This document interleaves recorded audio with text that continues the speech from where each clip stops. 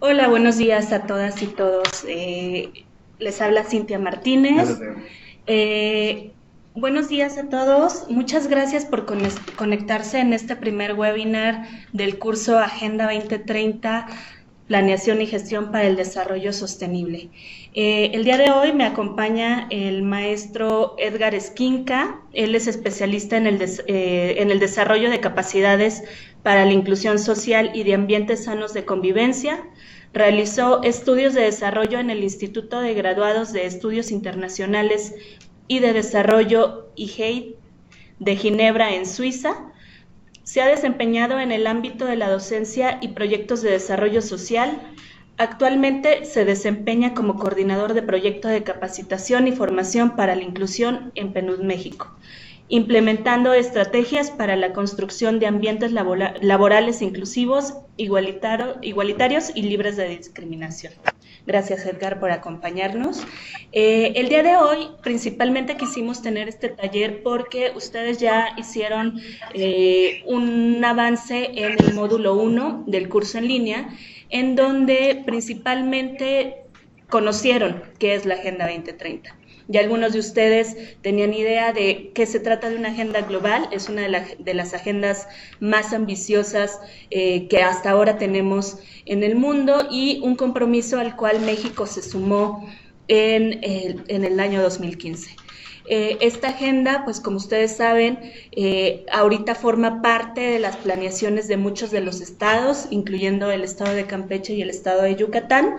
Y en ese sentido, pues quisimos tener este webinar porque si bien se habla siempre de una agenda de derechos, una agenda de inclusión, normalmente no sabemos cómo integrarlo en la planeación y en nuestra gestión. En ese sentido, invitamos al maestro Edgar Esquinca, quien es especialista en estos temas de inclusión, principalmente en inclusión laboral, pero que también tiene todo el conocimiento de uno de los temas que es principales que en el marco de la Agenda 2030, que es el género. Entonces, sin más, quisiera nada más que ustedes tengan en mente que este webinar en específico va a tratar de abordar cómo incluir el género en su planeación, cómo incluir todos los derechos humanos también en sus actividades, y si tienen alguna duda, por favor, siéntanse en la confianza de escribirla en el chat. Y en todo caso, si también quisieran alguna intervención, solicitar a los moderadores esta intervención. Gracias y vamos a iniciar. Edgar, no sé si quieras dar alguna mensaje. No, solamente agradecerle a Cintia y a su equipo por darme la oportunidad de platicar con todas y todos ustedes.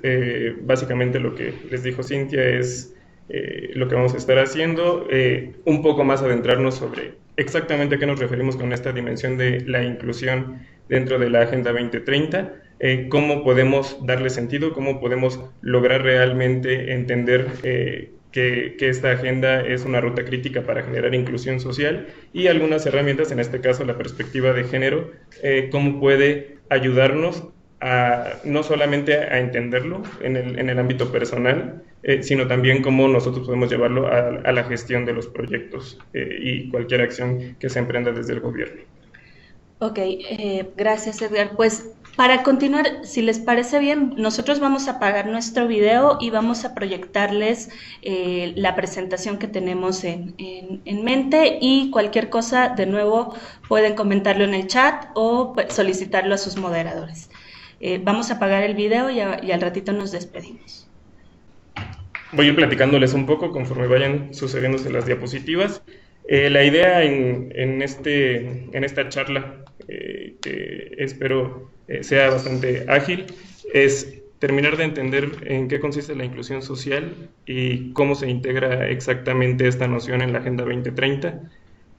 Y después hablar un poco más, adentrarnos a la perspectiva de género, cómo finalmente esta es una herramienta para lograr la perspectiva de inclusión social. Vamos a comenzar con la primera diapositiva. Y aquí lo que les estoy mostrando básicamente son unos gráficos que ustedes ya habían visto en los contenidos de su curso. Aparecen claramente algunos grupos en situación de vulnerabilidad, algunos grupos que han quedado al margen del desarrollo. Por ejemplo, en la primera imagen, los niños que no acceden a la escuela, las personas, específicamente mujeres y niñas que son víctimas de trata, las personas también que son víctimas de trabajo infantil, así como víctimas, específicamente mujeres, de la violencia física, psicológica, etcétera, violencia de género, infligidas por algún compañero íntimo. La Agenda 2030 nos coloca en una situación de repensar no solamente a los grupos que están en una situación de vulnerabilidad, sino a ir un poco más allá, que básicamente nos referimos a cuáles son las condiciones, cuáles son las características de nuestros contextos sociales que dan lugar a que específicamente, por ejemplo, sean las niñas, a que sean las mujeres, a que sean niños y niñas, las que están siendo de alguna forma marginalizadas, o que las vuelven vulnerables, los contextos vuelven vulnerables a estas personas para el ejercicio adecuado de sus derechos. En este sentido, la Agenda 2030 nos da elementos para orientar críticamente acciones hacia el logro de vidas dignas y reflexionar sobre los procesos que impiden u obstaculizan el objetivo justamente de una vida más integral. Para mí en este punto es importante abordar la cuestión de los procesos, es decir, no es quedarnos simplemente con la idea de que hay ciertos grupos que requieren atención, que requieren apoyo, sino cómo se ensancha el panorama a partir de la Agenda 2030 y nos menciona o básicamente nos señala que hay dinámicas dentro de la sociedad que se están sucediendo como mecanismos que generan que las condiciones no sean las apropiadas para que las personas ejerzan sus derechos. Muchas veces cuando hablamos de la inclusión social, pensamos en qué necesitamos nosotros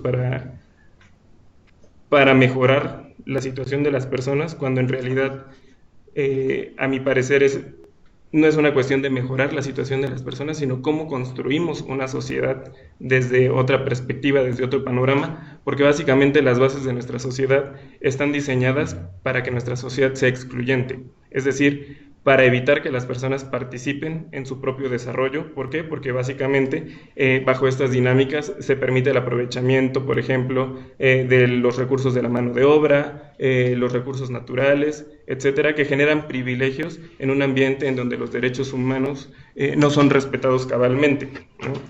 Entonces, cuando hablamos de inclusión, básicamente estamos hablando del reconocimiento de que la forma en la que nos hemos desarrollado como sociedad está dominada por procesos que se han establecido y que han generado relaciones abusivas de poder que impiden que las personas participemos en el desarrollo de nuestra propia historia. Es decir, básicamente lo que estamos diciendo es que las personas no podemos participar plenamente en la construcción de nuestro proyecto de vida. Esto es más... Esto tiene más sentido en grupos con ciertas características, con ciertas condiciones. Hablamos, por ejemplo, de niñas y niños, hablamos, por ejemplo, de personas de la tercera edad, hablamos de toda la diversidad sexual, de mujeres, que abarca prácticamente la mitad de nuestra población desde ese enfoque. Es decir, una serie de características y condiciones que son finalmente utilizadas como mecanismos para discriminar, para violentar a las personas y que de esta forma no participen en el desarrollo y en los beneficios también que va generando el mismo progreso de la actividad humana. La Agenda 2030,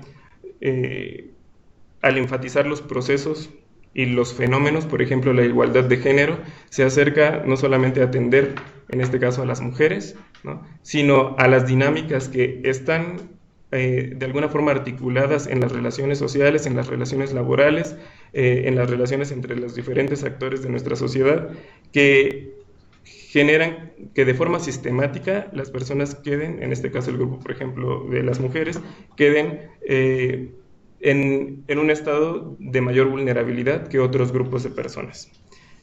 También es importante aquí enfatizar el concepto de vulnerabilidad, porque muchas veces lo entendemos como la vulnerabilidad como si fuera un elemento dentro de la misma persona, que eso es lo que hace que esta persona entre en un estado crítico para el ejercicio de sus derechos, cuando realmente la vulnerabilidad procede o proviene de los contextos. Es decir, si nosotros pensamos en mujeres que son violentadas en algunas zonas de la ciudad por los altos niveles, por ejemplo, de violencia, podríamos pensar entonces que lo ideal es que las mujeres no salgan a esos lugares, ¿no? O simplemente después de tal hora que se vuelven más violentos los espacios públicos, no los transiten. Sin embargo, aquí la cuestión es que la vulnerabilidad no está en sí en la mujer, sino está en el espacio, es decir, ese espacio en el que se le permite a la violencia existir, en el que las características y condiciones de los espacios generan que, por ejemplo, los cuerpos sean utilizados o se asuma que se ponen a disposición de los hombres. Eso es realmente lo que genera la vulnerabilidad. Esto es muy importante en el quehacer público porque entonces lo que debemos de entender es qué características, qué condiciones, qué elementos nosotros deberíamos de sumar a los proyectos o a las acciones públicas, de tal forma que evitemos generar vulnerabilidades en los contextos hacia las personas o, por ejemplo, eliminar esas vulnerabilidades que ya existen actualmente. Evidentemente, esto requiere de ir construyendo espacios articulados de forma diferente, y en la articulación no hablamos simplemente de la gestión que realiza el gobierno hacia con las personas, sino también las relaciones que existen a un nivel más micro, por ejemplo, dentro del hogar, en donde la relación de la pareja, tradicionalmente esposo y esposa, ha permitido que la violencia doméstica pertenezca al plano privado y entonces no se permita tener incidencia dentro de estos espacios. Por ejemplo, desde este fenómeno estaríamos hablando de la necesidad de articular diferentes formas de relacionarnos, incluso dentro de los hogares, y que también corresponden a la labor pública sentar las bases para, por ejemplo, generar diferentes dinámicas desde el ámbito educativo. Vamos a pasar a la siguiente diapositiva. Lo que vemos aquí básicamente es qué criterios entonces nosotros podríamos utilizar para poder hablar de exclusión o inclusión, porque también podríamos decir es que la inclusión en este sentido pues es muy relativo. Sin embargo, desde el ámbito internacional y también desde los gobiernos locales, porque así ha sido adoptado, tenemos criterios muy precisos como son los derechos humanos para poder nosotros medir o identificar la forma en la que las personas están accediendo a las oportunidades de vida. Realmente hablamos de la inclusión no en el sentido en que nosotros damos espacio o dejamos que una persona entre a ese espacio seguro en el que se pueden ejercer los derechos humanos, sino más bien hablamos de inclusión al nosotros asegurarnos que las personas pueden ejercer, nosotros estamos reconociendo que esas personas tienen los derechos y entonces cualquier proceso que se inicie en sociedad debería de permitir la libre participación de cualquier persona independientemente de sus características o sus condiciones.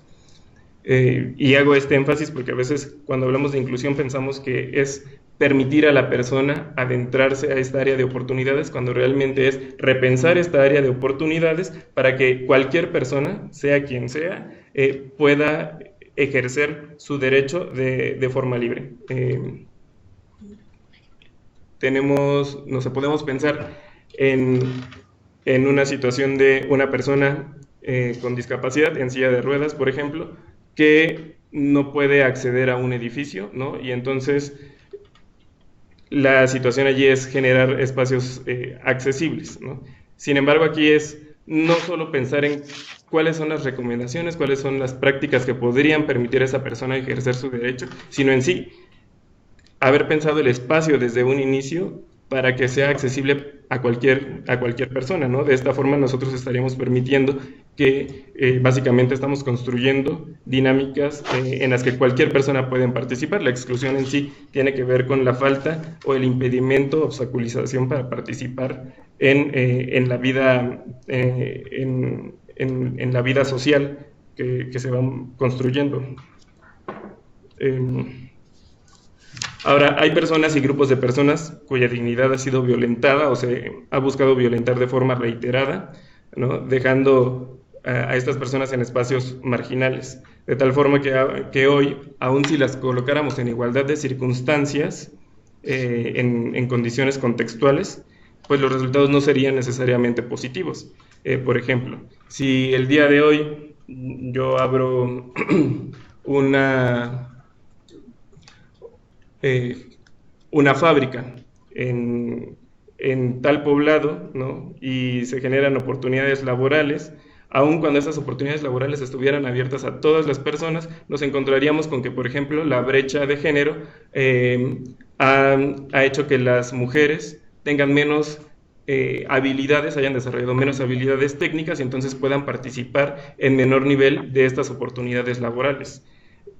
Entonces, hay necesidad desde la labor pública de un reconocimiento, un reconocimiento histórico de estas vulnerabilidades.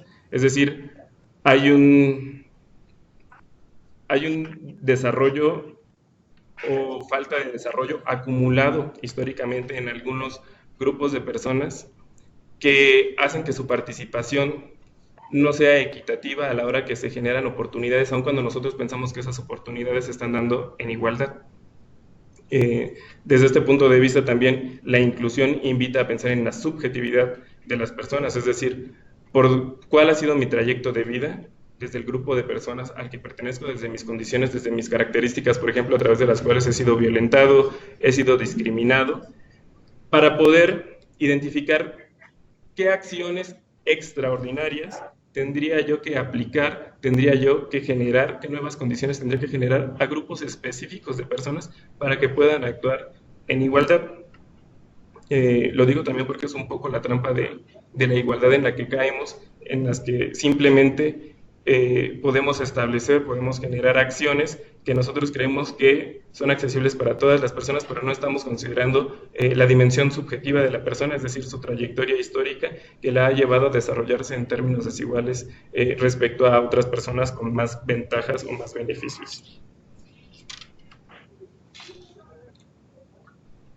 La lámina básicamente lo que nos está señalando es si realmente, ¿no?, nos lleva a la reflexión si realmente estas personas se sienten o son capaces de ejercer sus derechos de forma plena. Y esto no simplemente consiste en una cuestión de que haya mecanismos o instancias en la sociedad que se encarguen de ellos, sino también el pensar en las habilidades que han o no dejado de desarrollar estas personas para que se sientan aptas para el uso de los mecanismos dispuestos públicamente.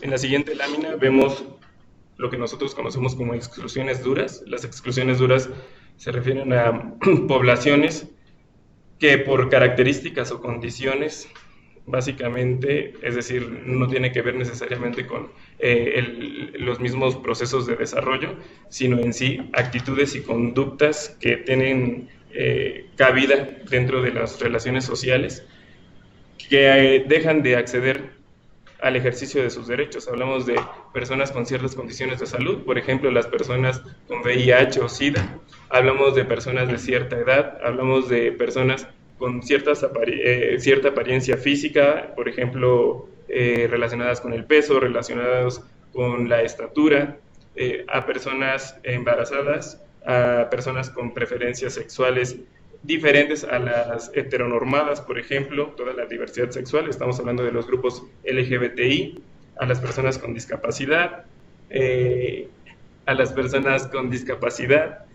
o incluso el origen nacional, el origen étnico, que además es una realidad latente en nuestro país, y finalmente a personas que son discriminadas con base en el género. Esta serie de características es muy importante resaltarlas en la labor de la política pública, porque están enclavadas en actitudes culturales que a veces pasan desapercibidas y que dejan, eliminan las oportunidades o obstaculizan las oportunidades a partir de la forma en la que nos desarrollamos conjuntamente. Es decir, por ejemplo, una persona gay o una persona lesbiana que tradicionalmente ha sido discriminada en el ámbito público, en la escuela, en la familia, y que no genera las capacidades o las habilidades necesarias para desenvolverse de forma óptima, justamente porque finalmente es víctima del estigma social, está, o podríamos considerar que está en una situación de desventaja frente a otra persona cuya preferencia sexual es aceptada por el grueso de la población. Es decir, que no ha tenido conflicto con desarrollar la persona que en esencia que es o que preferiría ser, y esto ha generado que sea blanco, por ejemplo, de burlas, que sea blanco de eliminar su participación en equipos, en grupos sociales, etc. Es decir, todas estas exclusiones tienen cabida, tienen lugar en una dimensión que a veces nosotros no alcanzamos a percibir porque están finalmente o naturalizadas, es decir, lo tomamos como que es natural, por ejemplo, el simplemente o ser hombre o ser mujer y tener gustos heterosexuales, y entonces no cuestionamos más allá de lo que nosotros consideramos que es dado de forma natural. O también prácticas normalizadas, que aun cuando vemos que suceden de forma reiterada y que lastiman o que eliminan la posibilidad de generar beneficios a la persona o de desarrollar apropiadamente su proyecto de vida, las pasamos por alto. Estamos hablando, por ejemplo, de actos como la violencia doméstica, en las que el hecho de que el hombre castigue constantemente a la mujer, recrimine, la golpee, puede ser una práctica tan común, tan cotidiana, que simplemente pasa por alto, y entonces eliminamos la dimensión del valor que tiene el género para que la persona víctima pueda desarrollarse de forma plena. O en actividades aún más sutiles, ¿no? Por ejemplo, cuando las niñas están encargadas de atender a los varones dentro de la casa, al hermano, al padre, a los tíos, etcétera, en las que ponen a disposición su tiempo, el tiempo para que se pueda desarrollar un poco de forma más libre o conforme a sus intereses, porque el tiempo prácticamente queda a disposición de los hombres de la familia. Esto no sucede, en cambio, tradicionalmente con los hombres, quienes, al contrario, tienen así oportunidad de desarrollarse en otras actividades al liberarse de toda la carga que puede implicar las labores domésticas. Pues todas estas prácticas entran en lo que nosotros conocemos como exclusiones duras. Uno de los principales mecanismos a través de los que opera es la discriminación. Quiero utilizar esta pauta también para introducir la perspectiva de género, porque la perspectiva de género es una herramienta analítica que nos ayuda justamente a entrever todas estas prácticas culturales o normalizadas y poder identificar cómo se generan exclusiones a partir de estas prácticas de exclusión, que muchas veces no las consideramos como tal, sino más bien las consideramos como simplemente parte de la costumbre o parte de la tradición. Voy a pasar a la siguiente lámina. Y bueno, básicamente, nosotros podríamos estar hablando realmente de un tema de inclusión cuando tengamos la seguridad de que las personas pueden acceder a oportunidades que les permiten ser dueñas de su propio desarrollo. Es decir, mi desarrollo no está normado por lo que me permiten o me dejan este pequeño espacio en el que me dejan existir o que me dejan ser, sino que yo tengo opciones múltiples para decidir diferentes trayectorias de vida, desde cómo quiero vestir, a qué quiero dedicarme, en qué quiero participar, qué actividad deportiva me gusta y de la que quiero ser parte, actividades culturales, etcétera.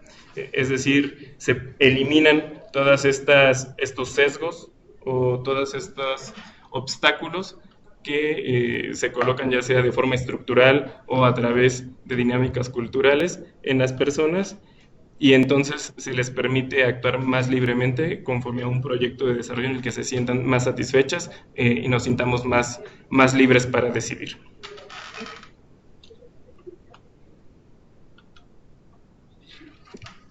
Vamos a pasar a, ahora sí, hablar un poco del género.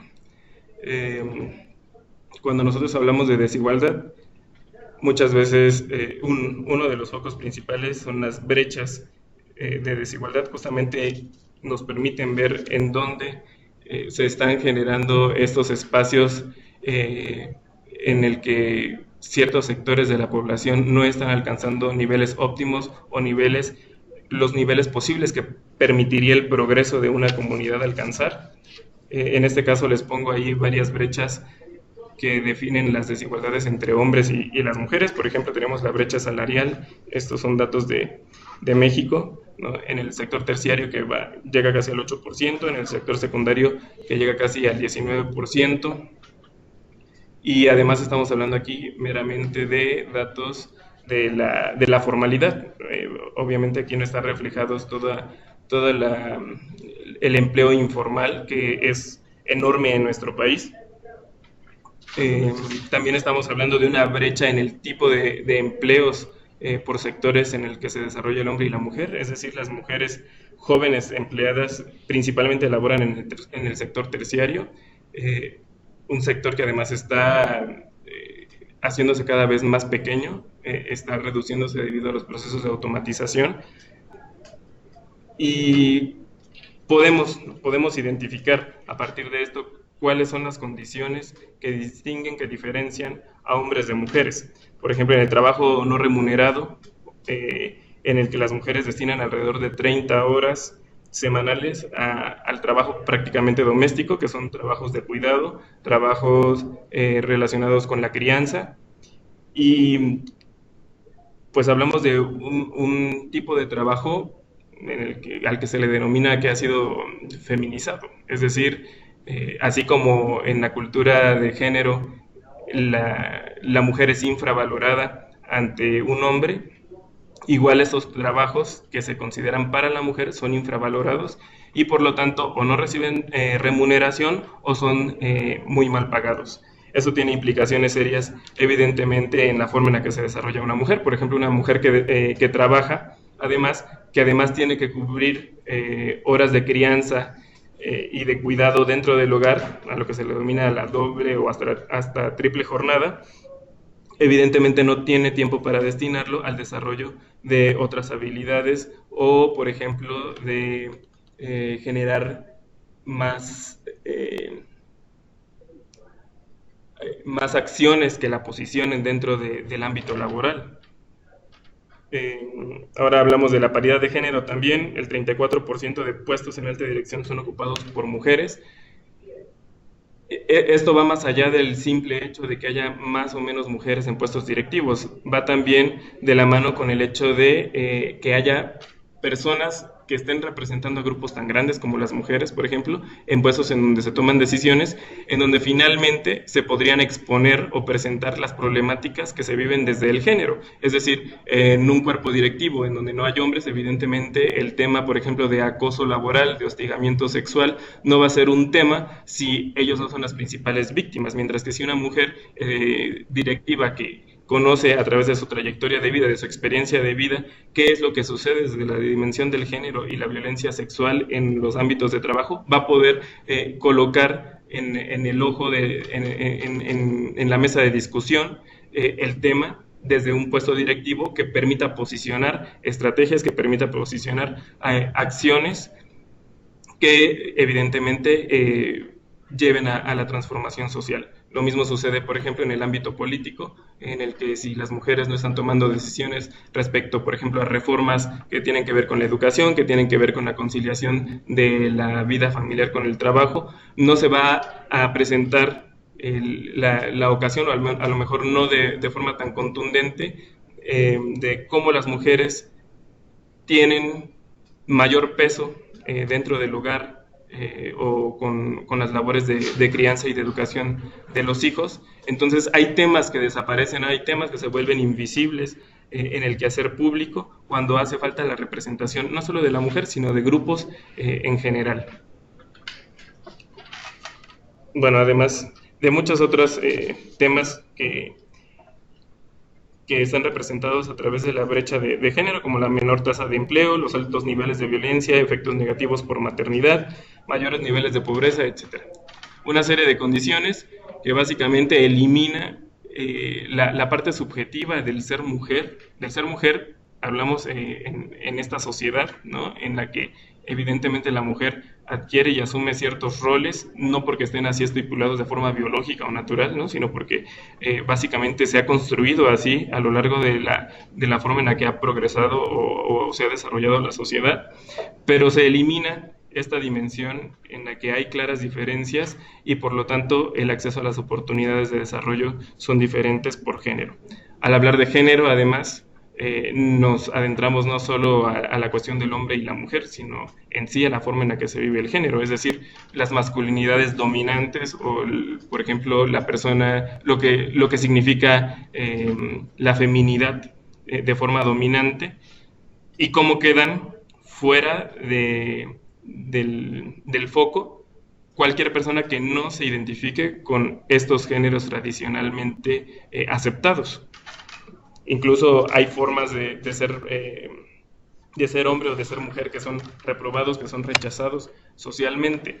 Entonces, realmente el abrirse a la perspectiva de género es abrirse a una construcción social de roles, de mandatos que nos obligan a cuadrarnos, a normarnos, si lo que queremos es obtener privilegios, ¿no?, que es la forma en la que tradicionalmente en una sociedad que excluye se entienden los derechos. Es decir, yo me normo, yo me cuadro a las exigencias de la sociedad para poder conseguir lo que en teoría tendría que ser una garantía para mí, que son mis derechos, y al convertirlos básicamente en un sistema de privilegios, ¿no? Es decir, por ejemplo, el acceso a la salud de calidad, ¿no?, o a la educación de calidad, en la que evidentemente yo necesito cierto estatus económico para poder acceder a ello, ¿no? Y esto va a depender de mis oportunidades, de las oportunidades que yo logro encontrar y la forma en la que yo logro realmente posicionarme ante estas oportunidades, y no tanto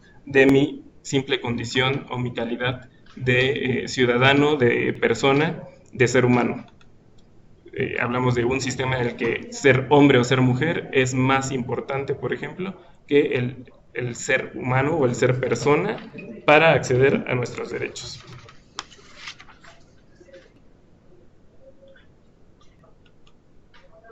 Bueno, en este sentido, por ejemplo, cuando nos asomamos a las brechas de desigualdad en torno del hombre y la mujer, una herramienta estratégica es el género. ¿Por qué? Porque básicamente lo que se ha identificado es que el género es un elemento crítico en el desarrollo y que ha actuado en contra del desarrollo pleno o integral de las personas.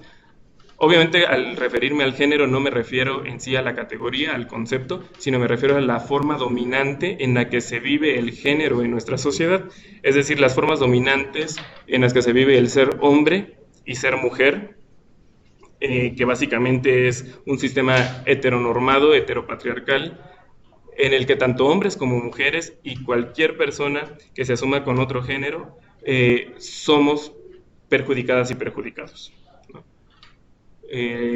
Cuando nosotros utilizamos la perspectiva de género, entonces necesitamos pensar en los roles de género. Cuando hablamos de roles de género, nos referimos a aquellas actividades que se han asignado por el mero hecho de ser hombre o ser mujer, es decir, basadas en el sexo, y que de las que difícilmente nos podemos desprender o nos podemos desarticular. En el caso, por ejemplo, de las mujeres, hablamos del rol de ser madre, de ser esposa, de dedicarse a la crianza, dedicarse dentro del hogar con todo lo que esto conlleva. Por ejemplo, una persona que asume este tipo de rol, que evidentemente además necesita integrarse a actividades que no son remuneradas, por ejemplo, o que son muy mal pagadas y que implican básicamente las 24 horas del día de trabajo, está quedando en desventaja. Los roles en sí no es que sean algo negativo o algo positivo, aquí la cuestión es qué tan conscientes somos de este rol que estamos jugando y qué tanta oportunidad hemos tenido para decidir nosotros el rol que queremos jugar dentro del desarrollo de nuestra trayectoria de vida.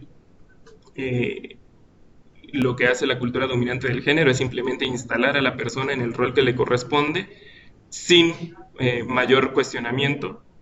Y hay lugares en donde si esto es cuestionado, evidentemente hay un castigo de por medio. Es decir, por ejemplo, la mujer que se sale de sus labores, de sus responsabilidades, por ejemplo, de ser madre, que es criticada por ser una persona irresponsable, por ejemplo, ¿no? O por no cumplir cabalmente su trabajo como esposa, independientemente de qué tan artificial sea esta construcción del rol que le corresponde y qué tanta participación haya tenido esta persona en sí al asumir este tipo de actividades.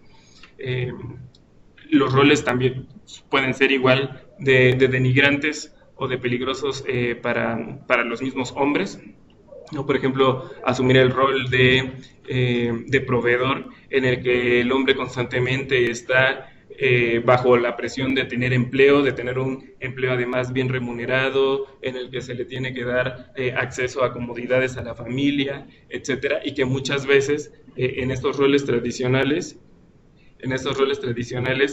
pues básicamente se elimina la posibilidad de ser ayudado por la mujer o por otra persona integrante de la casa.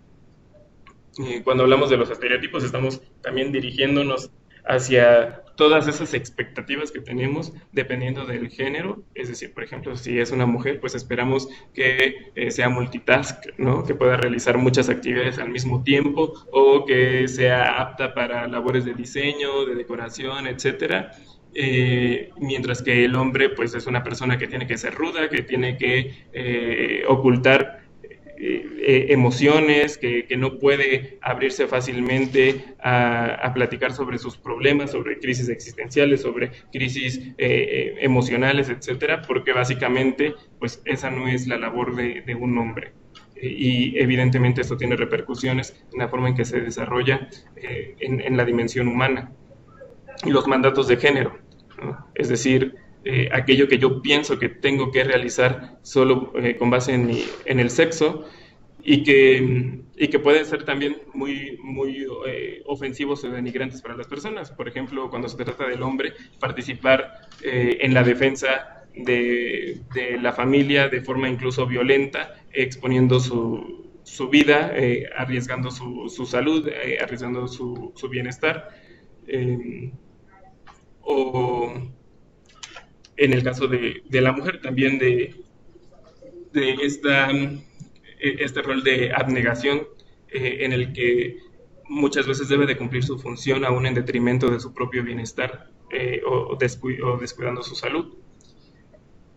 Hablamos también de considerar los prejuicios, todas estas ideas preconcebidas que tenemos sobre las personas con base también en el género, y que evitan que nos acerquemos de una forma cabal a los problemas que está experimentando. En el ámbito laboral, por ejemplo, cuando una mujer es acosada, ¿no? El clásico prejuicio de, claro, pero si te vistes de esta forma, ¿no? Pero si hablas de esta forma, pues es evidente que vas a ser víctima de ello. Y estos prejuicios nos eliminan la posibilidad de ver realmente cómo esta persona se le está obstaculizando, se le está impidiendo el ejercicio de un derecho, por ejemplo, a la vida digna, en defensa de una serie de prerrogativas, de estipulados que manifiesta el género dominante. Y los sesgos de género, básicamente, estamos hablando de la forma en la que desaparece diferentes géneros, la mujer, por ejemplo, o el hombre, ante nuestra vista a la hora de analizar los problemas sociales, por el simple hecho de que pues tradicionalmente no figura en algunos espacios. Por ejemplo, a la hora de pensar en una posición directiva, ¿no? Simplemente eliminar la figura, la posibilidad de que una mujer pueda ser una candidata, porque pues tradicionalmente no la vemos en estos espacios. Entonces lo que hacemos es simplemente pensar en qué hombres podrían formar parte de esta fila de candidatos, y no necesariamente es un acto deliberado, ¿no? Muchas veces es un acto inconsciente derivado de la misma tradición social. Bueno,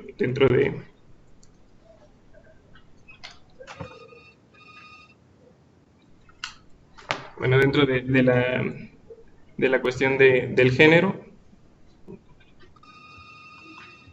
pues hay muchos elementos evidentemente que hay que considerar. Sabemos que además desde la política pública la perspectiva de género se ha integrado de forma transversal, o se ha solicitado que se integre de forma transversal en el diseño, planeación, presupuestación, ejercicio y evaluación de los proyectos y todas las acciones que se llevan a cabo. Cuando hablamos de la transversalización del género en sí, estamos hablando de colocar deliberadamente el tema de género en cada uno de los procesos que nosotros iniciamos, para ver si realmente o si hay una forma en la que se esté impactando esta desigualdad y nosotros podamos actuar de forma oportuna para que en las acciones que se implementan no se incrementen las brechas de desigualdad, o simplemente nosotros podamos también atacar estas brechas de desigualdad a través de las acciones que estamos implementando.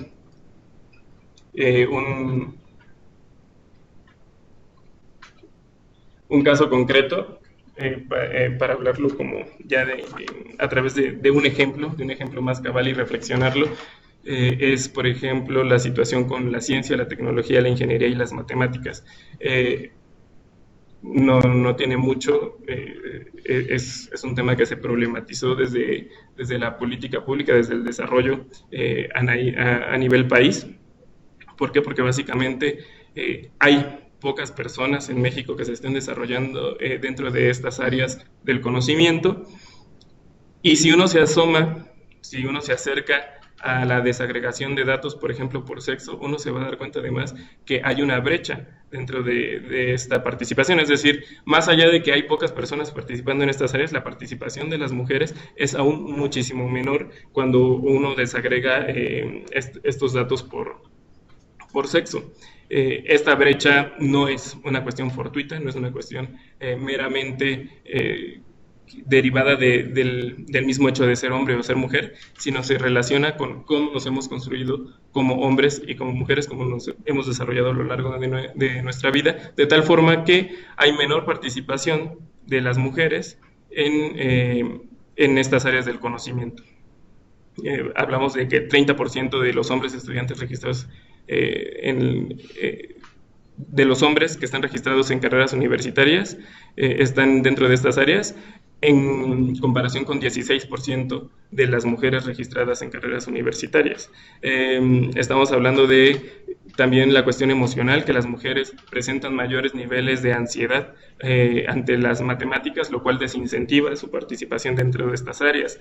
Estamos hablando de que mujeres y hombres se desempeñan de forma muy similar en las matemáticas, en habilidades matemáticas, hasta la secundaria, y después de que se llega al tercer nivel de secundaria, hay un decremento en el aprovechamiento de esta materia o de estas asignaturas por parte de la mujer. Y también, por ejemplo, que gran parte de las personas que realizan investigación en nuestro país, pues prácticamente estamos hablando de que dos terceras partes son hombres.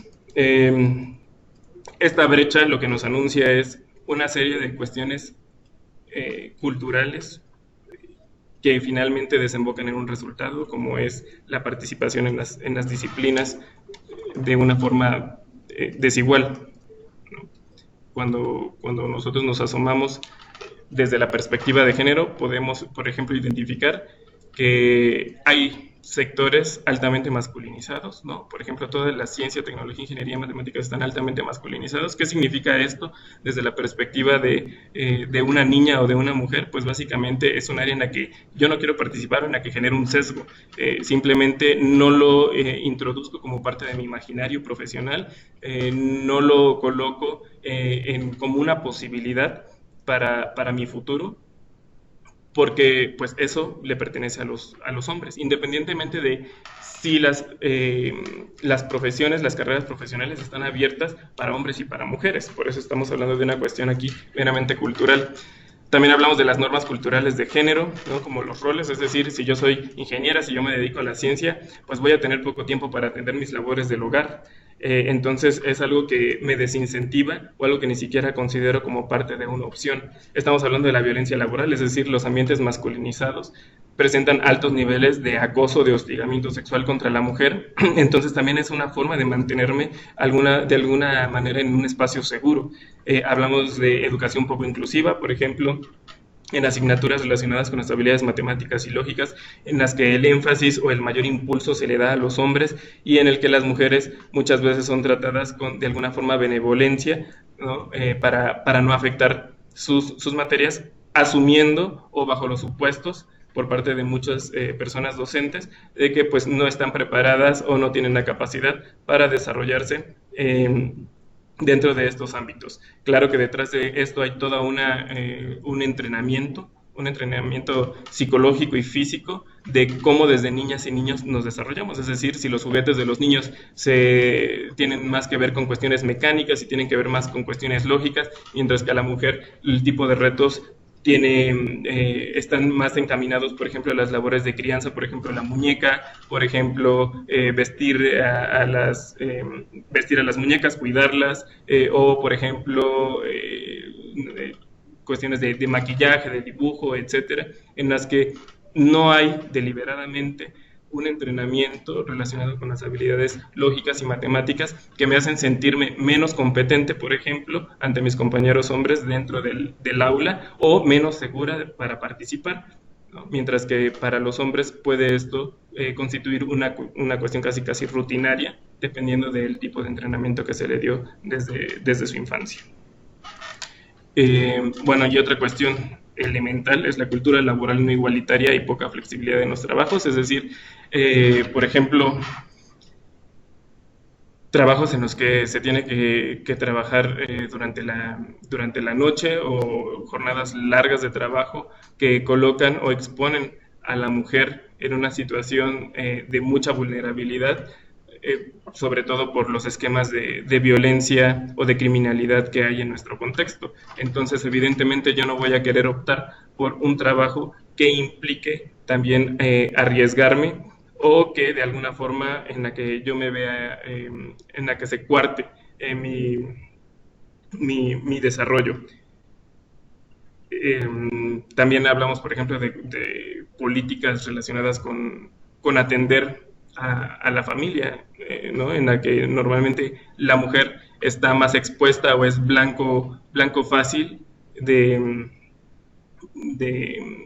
pues una serie de actividades dentro del trabajo en las que no puede participar, derivado de que se tiene que ausentar básicamente para atender, por ejemplo, la escuela o cuidados o necesidades de salud de las y los niños. Evidentemente hay esquemas de trabajo en los que estas políticas no son fáciles de llevar a cabo, mientras que el hombre, aún siendo también padre, no necesita, ¿no?, tradicionalmente ausentarse de sus actividades, y se le permite, por ejemplo, llegar a escalas más elevadas de posicionamiento laboral.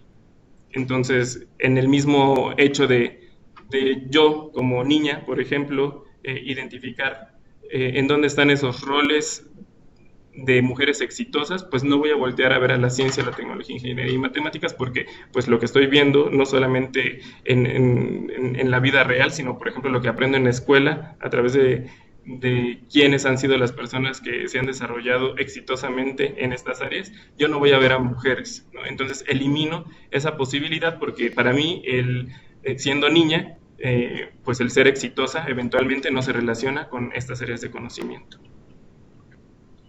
Bueno, esto es un poco lo que ya platicamos, nada más de forma un poco más detallada, las normas culturales de género, y que da lugar a experiencias diferenciadas, a construcción de estereotipos, a la división sexual del trabajo, ¿no?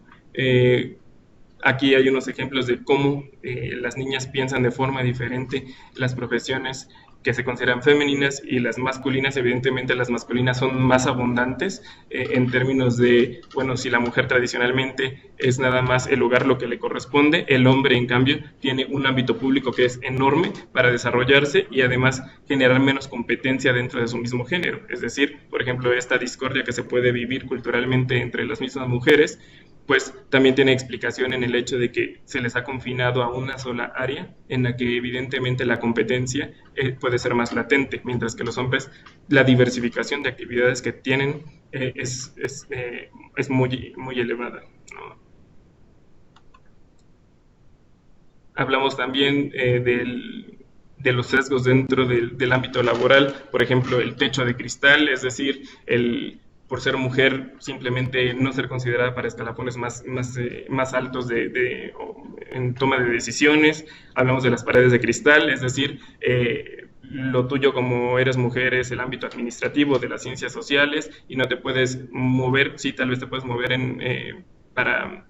para conseguir puestos más altos dentro de este ámbito, pero no te puedes mover hacia los lados, hacia otras áreas. Por ejemplo, ahí están las ciencias, la tecnología, ingeniería y matemáticas, o incluso el piso fangoso, ¿no? En el que se generan culpas, es decir, son sistemas de autocontrol en los que la mujer mismo decide no ir por escalafones más altos porque de alguna forma esto impide que cumpla con otros roles que tiene asignados. Y finalmente, cuando la mujer ingresa al ámbito laboral, es decir, alrededor de mediados del siglo pasado, se convierte de alguna forma en invasora del espacio laboral, o es así como puede sentirse su presencia debido a que prácticamente el espacio laboral fue construido por los hombres y para los hombres. Entonces, su ingreso de alguna forma es castigado, violentándola a través de actos de discriminación, a través de acoso, a través de hostigamiento. Por eso no es algo que puede pasarse por alto o estudiarse de una forma generalizada como un caso de violencia, la violencia en el trabajo, porque es un ámbito en el que se vulnera de una forma más fácil, incluso que en otros ámbitos, a la mujer por estar sujeta a un ejercicio de poder por parte de quienes están a su mando, o incluso por colegas de su mismo nivel o más bajo por la cuestión del género.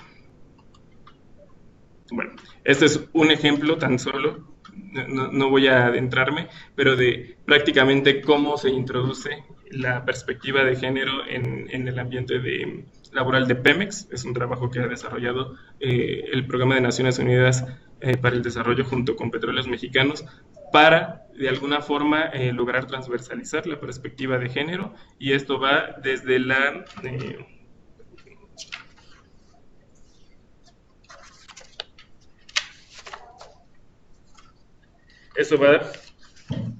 la generación de las políticas, por ejemplo, para atender la violencia de la que la mujer es especialmente víctima, por ejemplo, situaciones de discriminación, acoso sexual, hostigamiento y acoso, hostigamiento sexual.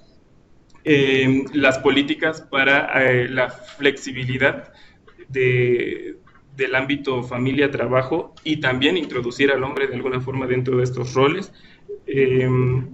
El cambio en las políticas de reclutamiento y selección para que más mujeres sean parte de Petróleos Mexicanos.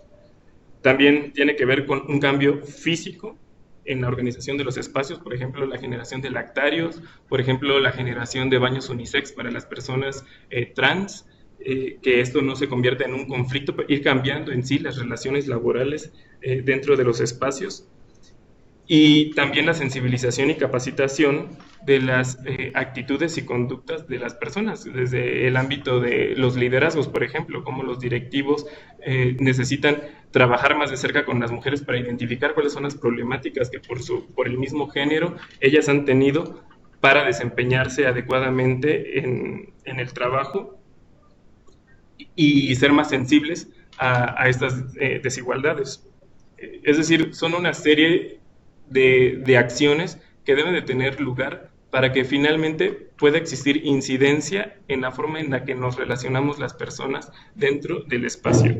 Esto es algo que también concierne a la política pública, es decir, al final del día, la política pública tendría que tener incidencia en la forma en la que se organizan las sociedades, y esto implica el ámbito privado y el ámbito público, porque definitivamente allí están teniendo espacio prácticas de exclusión. Bueno, y finalmente, estamos por terminar, ¿hacia dónde dirigir la política pública para el logro de la inclusión? Bueno, por un lado, y cuando hablamos de atacar específicamente la exclusión, necesitamos reconocer las desigualdades y actuar en consecuencia para posibilitar el ejercicio de los derechos de aquellas personas que han sido afectadas. Y esto implica reconocer también la dimensión histórica de cómo han sido afectadas estas personas, lo que les decía hace rato. Por el hecho de ser hombre o ser mujer, finalmente yo he desarrollado diferentes habilidades técnicas, digamos. Entonces no se trata simplemente de que abramos oportunidades laborales para hombres y para mujeres, sino de reconocer cómo, al ser diferenciado este desarrollo en sociedades altamente tradicionales respecto al género, pues también necesito generar capacidades extras para, por ejemplo, el grupo afectado de mujeres, para que puedan ser igual de competentes en este tipo de oportunidades laborales que los hombres. En segundo lugar, establecer acciones y mecanismos efectivos que permitan superar las condiciones actuales e históricas que han favorecido el desarrollo de las desigualdades. Es decir, yo no ataco simplemente las desigualdades, sino pienso en cuáles son las circunstancias que llevaron a que estas desigualdades se generaran y evitar perpetuarlas.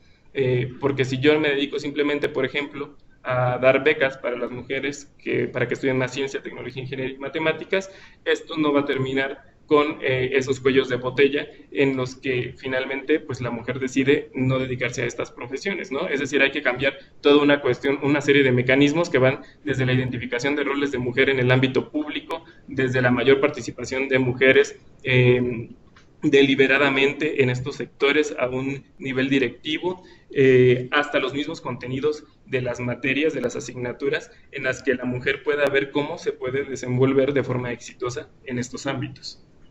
Y finalmente, establecer como un elemento crítico la dimensión de género en políticas públicas, cualquiera que sea el objetivo de esta política pública, para asegurar que esas nuevas iniciativas no reproduzcan, refuercen o generen prácticas excluyentes.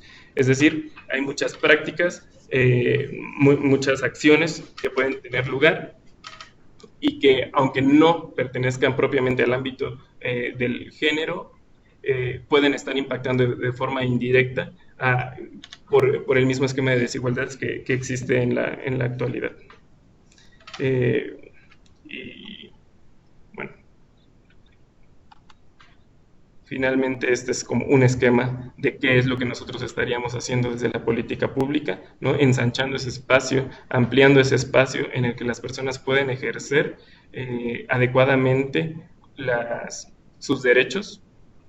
Y es decir, yo me apropio, yo soy parte del desarrollo y yo soy también partícipe de mi propio desarrollo, ¿no? Y esto se puede generar, y cómo lo puedo yo generar de una forma autónoma. Y también los procesos de empoderamiento, ¿no? Es decir, cómo yo puedo generar recursos, habilitar recursos internos en las personas para que ellas mismas vayan encontrando esos espacios para acceder al ejercicio de sus derechos, sobre todo ante cuestiones, por ejemplo, de esquemas de indefensión, que son muy comunes desde el género, en los que simplemente yo genero prácticas que me excluyen, ¿no?, de la participación del desarrollo. Y bueno, aquí estaríamos llegando al final de la presentación. Y si hay preguntas, pues las comentamos. ¿Hay preguntas? Muchísimas gracias, Edgar, por esta presentación. En pantalla está el correo de Edgar por si quieren hacerle llegar alguna pregunta en particular.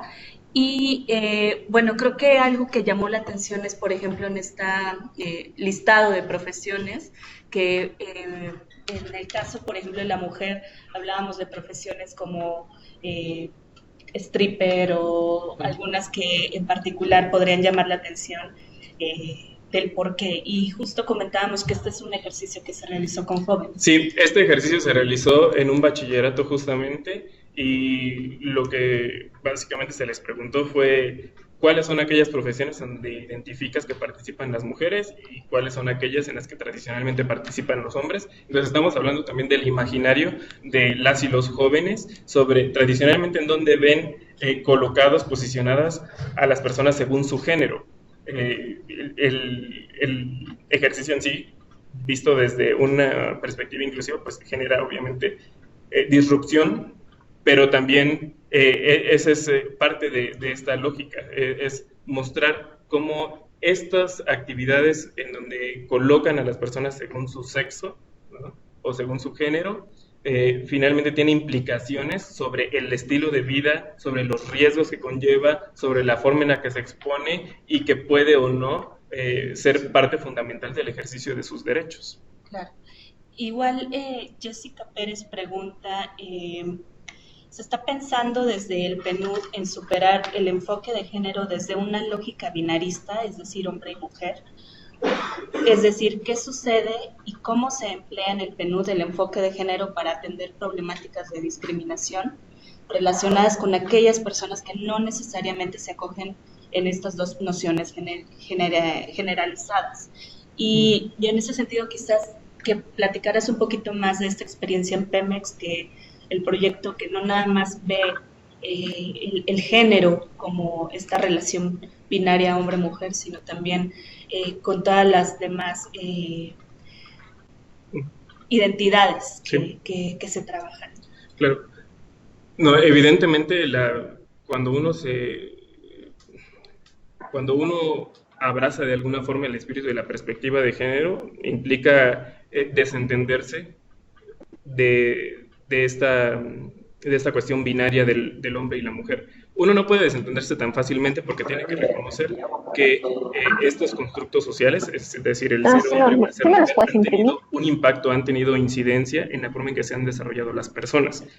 Desde esa óptica, sí necesitamos reconocer cuáles han sido los daños, los beneficios, etcétera, que han tenido estas construcciones, estas identidades, cuando se trata sobre todo de superar los obstáculos generados.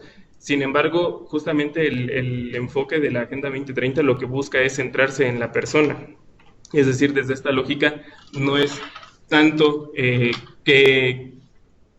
cuál es el rol que tú decidas asumir o cuál es el género que tú decidas asumir, sino asegurarte que independientemente de tus diferencias, tú puedes acceder de forma igualitaria que cualquier otra persona a tus derechos. Y creo que eso es algo muy importante que discutir en la concepción de igualdad, porque a veces pensamos que la igualdad se refiere a esta cuestión, esta idea generalizada de que todos somos iguales, y no es cierto. Cuando nosotros hablamos de derechos, hablamos de que la igualdad reconoce las diferencias de esas personas y aún con esas diferencias, todas las personas deberían de poder acceder a sus derechos por igual. Esa realmente es la idea que va detrás de un esquema de igualdad. Evidentemente la cuestión de los géneros es uno de los fines, es la deconstrucción de estas masculinidades dominantes o esta forma, por ejemplo, de ser mujer también dominante, y que eso pase a un segundo plano en el que realmente corresponde nada más al individuo decidir y definir sobre sus preferencias sexuales, sobre su orientación sexual, y lo que queda en un primer plano es en sí la persona. Es decir, que cualquier, por ejemplo, funcionario público que voltea a ver a la atención de cualquier grupo, lo primero que ve es una persona que definitivamente necesita y requiere el acceso al ejercicio de sus derechos. Claro. Ahí, igual vinculada con otra pregunta, nos dicen, en México se han dado casos de que por la inclusión de género se ha dejado de lado la capacidad únicamente por ocupar un puesto. Es decir, como lo estoy interpretando, es que hablan más bien, por ejemplo, de las cuotas de género, Sí. que más allá de la capacidad. Entonces, ¿qué hacer allí? Porque se le da más importancia al hecho de que hay que incluir a las mujeres y no tanto a la capacidad en el puesto. Pues yo creo que ahí es donde tienen gran oportunidad las políticas públicas. Es decir, cuando hablamos del reconocimiento histórico justamente de cómo se han desarrollado de forma diferente las personas debido a su sexo, hablamos también de que se han desarrollado habilidades o se han acumulado habilidades distintas de forma diferenciada en cada uno de los géneros. Hablar de puestos, de posiciones, por ejemplo, directivas en las que se abre se aplica una serie de cuotas por género, o por ejemplo en la política se aplican cuotas por género y se le da entrada a las mujeres de forma deliberada.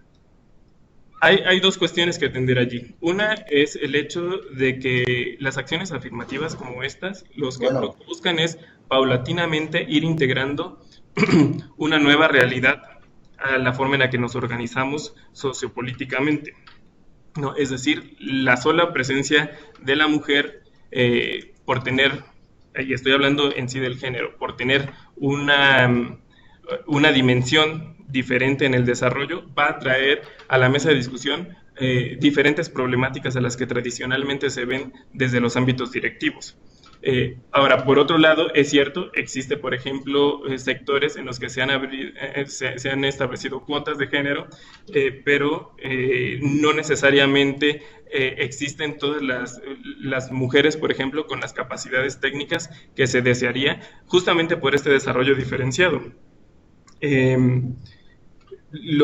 Ahí lo que corresponde es que finalmente una acción afirmativa debe de tener un término, debe de pensarse temporalmente como un proceso en el que al mismo tiempo que se abren estos nuevos espacios, también se generan procesos para que justamente esta brecha, por ejemplo, de habilidades se vaya cerrando. Ahí se tiene que jugar mucho con las acciones, con la política pública, para ver de qué manera se da espacio a la representación, pero al mismo tiempo se logra cerrar esa brecha que puede ser en términos de muchas cuestiones, por ejemplo, la de habilidades técnicas, sin que tenga que pasar muchísimo tiempo antes de que esto se logre, ¿no? Pero evidentemente las cuotas de género lo que hacen es también abrir el espacio para la reflexión, no simplemente para la representación de diferentes grupos en los puestos directivos. Igual nos preguntan ¿cuál es tu opinión sobre la discriminación positiva y las consecuencias de esto? ¿Tú de qué estaría hablando la persona cuando se refiere a discriminación positiva? No sé si pueda ahondar un poco más. Bueno, vamos a dejar que la persona ahonde un poquito más y me parece que hay una persona que quiere participar y que le van a abrir el micrófono.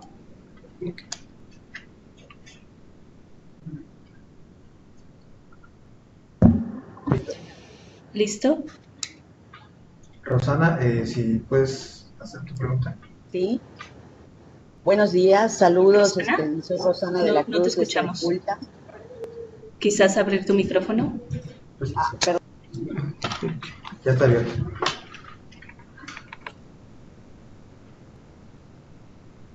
Es que... Buenos días, ¿me escuchan? Sí. Sí. Sí, mire,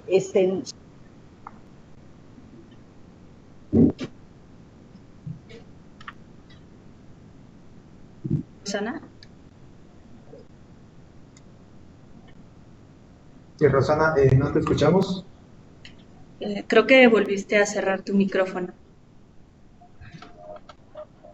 Bueno, por el momento, igual, si tú sabes si se han pensado establecer sanciones administrativas a los estados que no están desarrollando y respetando las políticas públicas con enfoque inclusivo.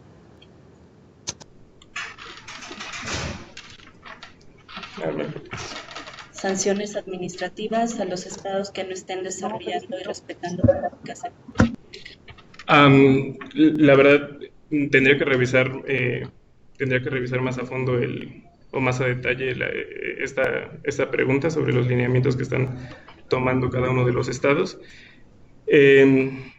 Evidentemente, tradicionalmente, este tipo de medidas, en este tipo de medidas se establece una temporalidad para que los órganos, las entidades correspondientes, pongan en marcha de forma efectiva las metas establecidas. La ley de acceso a la mujer a una vida libre de violencia y discriminación, por ejemplo, la ley para la igualdad entre la mujer y el hombre, que surgen en 2006-2007, son de alguna forma, si lo queremos ver, de muy reciente formulación y puesta en marcha. Hoy por hoy México es uno de los países que ha logrado la equidad en muchos puestos, en muchos ámbitos de gobierno. Sin embargo, hace falta producir los procesos que permitan que estos esquemas igualitarios sean sustentables y que también sean sostenibles a lo largo del tiempo, porque por un lado, pues hace falta generar los mecanismos para la movilidad un poco, digamos, más orgánica dentro de las mismas entidades públicas, para que las mujeres puedan ascender a través de méritos, carreras, e incluso también los hombres, para el posicionamiento en puestos directivos. Pero hasta donde tengo entendido, a nivel federal por lo menos, estos objetivos se han logrado, y a nivel estatal habría que revisar con mayor detenimiento, pero también habría que tener en cuenta cuáles son los espacios de tiempo que se propusieron estos gobiernos para lograrlo. Y ahí vinculado está cómo debemos aspirar y propiciar como actores de las políticas públicas la actualización obligada de los textos de normatividad de todos los niveles de gobierno para establecer el deber ser inclusivo. Creo que ahí quizás, bueno, ustedes como funcionarios públicos, ustedes saben que están sujetos a la ley, ¿no? Y no hay manera en la que se pueda salir de esta ley como tal, ¿no? Entonces, pues justo la normatividad es de lo que habla un poco también Edgar, de actualizar esta parte de normatividad implicaría pues regirse a partir de las leyes que ya están establecidas, ¿no? Y esta ley de acceso de las mujeres a una vida libre de violencia, y también la ley por la no discriminación, creo que serían el parteaguas para justo nosotros como funcionarios públicos tratar de a nivel estatal y federal, buscar estas actualizaciones normativas que tengan el enfoque de inclusión en toda la perspectiva, ¿no? Claro, de hecho,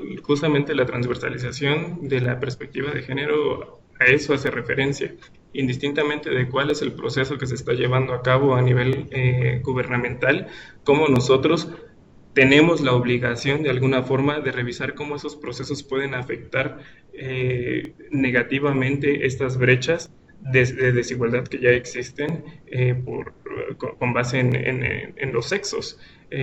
Y ahí corresponde no simplemente desagregar, por ejemplo, los datos por sexo, que muchas veces es algo que es la forma en la que se malinterpreta, se malentiende la perspectiva de género, de una mera desagregación por sexo de los fenómenos que están ocurriendo, de los procesos sociales, políticos que están ocurriendo, en lugar de integrar una perspectiva de inclusión que más bien va encaminada a identificar cuáles son estas brechas en las que hay desarrollos desiguales.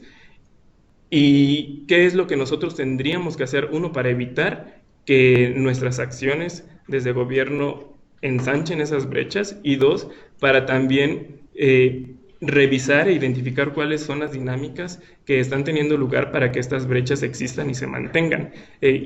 Por eso es transversal justamente esta perspectiva, porque al ser una cuestión cultural, al ser una cuestión histórica, necesita ser abordado desde cualquier proceso que se genera, que se inicia, que implica la participación desigual de diferentes identidades. Ok, me parece que Rosana ya está lista para su intervención. ¿Rosana? Sí, Rosana, ya tienes activado tu micrófono.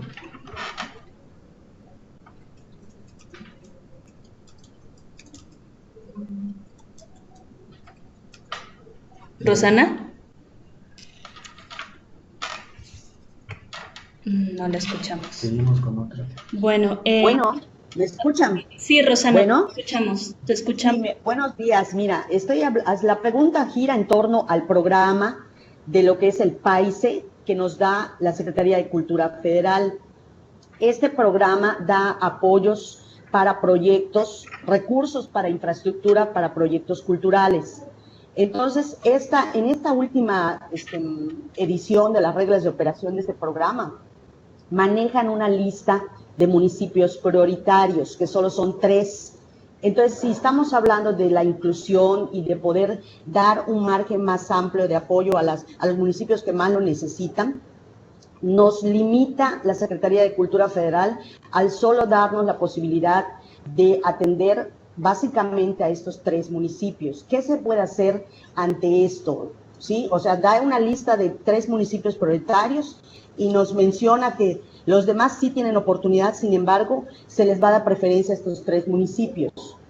¿Cómo quedarían entonces los otros municipios que tienen necesidad de infraestructura cultural si no hacemos? ¿Cómo haríamos esta inclusión en este caso? Ampliar nuestra cobertura de dar estas gestiones, ¿no?, para que apoyen a los municipios que necesitan infraestructura cultural.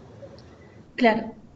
Si me permites intervenir, Edgar, creo que ahí de lo que tú estás hablando realmente es del gasto federalizado que además ya está etiquetado, ¿no? Y que finalmente, pues ahí no se trata tanto de un tema de inclusión, puesto que es más bien las prioridades que se está dando a cada uno de los municipios con base en ciertos lineamientos. Sin duda, todos los municipios requieren cierta intervención, ¿no? No, por ejemplo, en el caso del gasto federalizado que tenemos como el de infraestructura como tal, el FAIS, pues se hace a partir de pues unas fórmulas en donde finalmente se determina que el nivel de necesidad que tiene cada uno de los municipios y a partir de ello cómo se otorgan los recursos de este presupuesto en particular, ¿no? Desconozco cómo está estructurado esta parte de cultura, pero por lo que me mencionas, pues es finalmente gasto etiquetado que viene a partir de seguramente alguna formulación que se tiene a nivel federal. Insisto, quizás esto va sin duda alguna un poquito más allá del tema de inclusión, de la vulneración como tal de derechos en cuestiones de género, en cuestiones de estas particularidades, pero si nos permites igual podremos investigar un poco más al respecto. Perfecto, y darte muchas gracias. En particular. Continuando un poco y creo que me parece que, son muchas las preguntas y estamos un poco ya en tiempo para terminar nuestro webinar. Nada más, creo que hay ahí unas preguntas que vale la pena mencionar. Uno es, si nos puedes platicar sobre la ideología de género y la importancia de que dicha ideología esté homologada en los actores sociales para avanzar en la inclusión en asuntos de desarrollo sostenible y si la misoginia se considera, por ejemplo, un problema de salud pública. A ver. Bueno, ideología de género es un poco lo que estuvimos hablando a lo largo de la sesión. Creo que vale la pena resaltar que básicamente, y voy a partir un poco de la idea con la que comencé el webinar, nuestra sociedad está establecida bajo bases, está construida sobre bases de exclusión. Es decir, están dispuestos mecanismos o tradicionalmente se habían dispuesto mecanismos, actitudes, conductas, prácticas en general, que lo que buscan es obtener beneficio de las personas, de los cuerpos, controlarlos, controlar lo que hacen, a qué tienen acceso, qué tendrían que estar haciendo, a qué deben de dirigir sus esfuerzos, etcétera. Y en ese sentido, la exclusión, el sistema de exclusión fue bastante exitoso dentro de del esquema social bajo el que se formula básicamente y se desarrolla nuestra sociedad.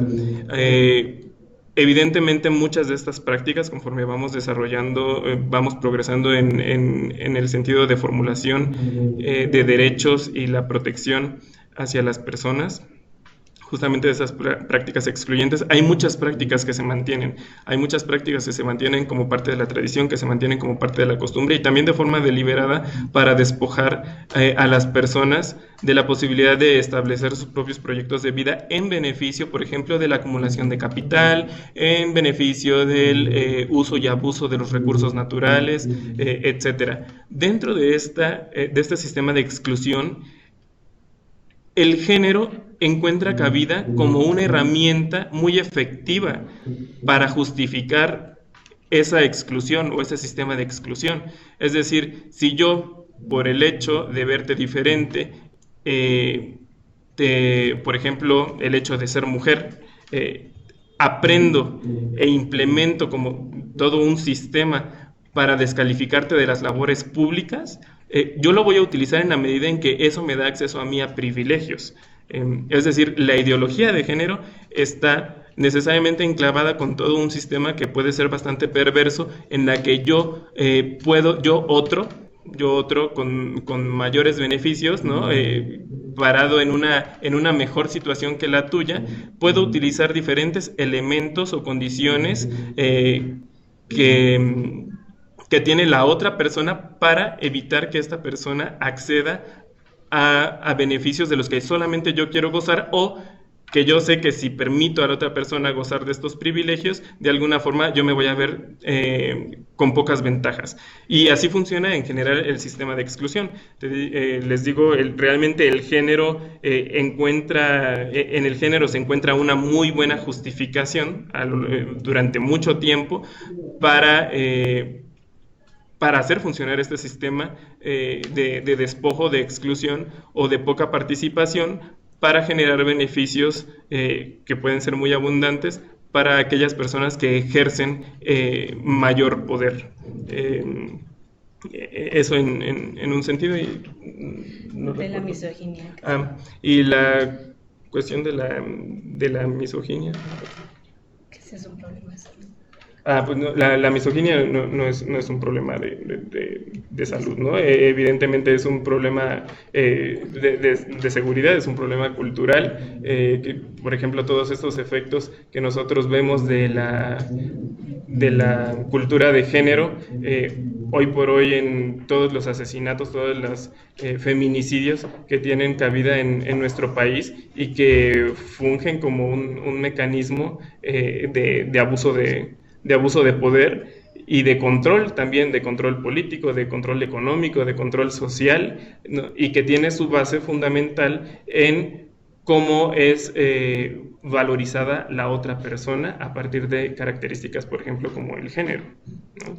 Ok, pues bien, con esto estaríamos cerrando este primer webinar. A mí solo me gustaría puntualizar una cosa más. Preguntaba por ahí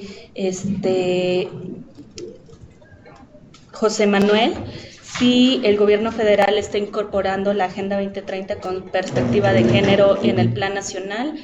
Sí hay un eje transversal de inclusión y en ese sentido, pues bueno, en el plan nacional tanto se está incorporando el enfoque de desarrollo sostenible, sí hay un compromiso como tal con la Agenda 2030, como también se está considerando este tema de inclusión en donde se aborda, por supuesto, el género. Y bueno, hay un montón de preguntas más que efectivamente tendríamos que estar respondiendo, pero bueno, por cuestiones de tiempo ya no nos será viable. Voy a activar nada más el video unos segundos más, nada más para despedirnos. Y pues agradecemos a todos ustedes que se pudieron conectar el día de hoy. Estamos finalmente muy, muy contentos de que tuvimos una participación bastante amplia y en ese sentido, pues agradecerles a nombre del PNUD que hayan tenido esta participación. Los tutores van a dar respuesta a las preguntas que quedaron pendientes a través de los foros y en caso de que haya algún preguntas adicionales muy particulares en cuestiones de inclusión y en cuestiones de género, pues invitaríamos a que escriban directamente a Edgar, quien seguramente les podría dar más información. Y Edgar, pues nuevamente muchísimas gracias por el apoyo. No sé si quieras dar algún mensaje de cierre. Simplemente abundar en... es un tema que genera muchas preguntas y también que ha sido muy estigmatizado, ¿no? Se entiende de muchas formas lo de la perspectiva de género, se malentiende, se malinterpreta de muchas formas, no es una cuestión de hombre y mujer, evidentemente es algo que se tiene que considerar para entender la perspectiva de género y la necesidad de atenderlo, pero yo creo que vale la pena reflexionar, vale la pena nutrirse un poco más sobre el tema y si tienen dudas y si hace falta como una explicación también a veces a mayor detalle, materiales, etcétera, pues con gusto, si nos hacen llegar sus inquietudes, las atendemos. Bueno, pues muchísimas gracias a los tutores que también estuvieron ahí dando respuesta, a Fernando y a Fiodor que estuvieron pendientes de sus preguntas y igual también al equipo de soporte por cualquier cosa. Este webinar quedó grabado, lo vamos a subir en la página y cualquier duda de nueva cuenta, por favor acérquense a sus tutores y cualquier retroalimentación también será bienvenida. Pues muchísimas gracias. La presentación se va a subir igual en la plataforma junto con el video y pues cualquier cosa seguimos atentos a sus comentarios. Muchísimas gracias y que tengan excelente inicio de semana. Hasta luego.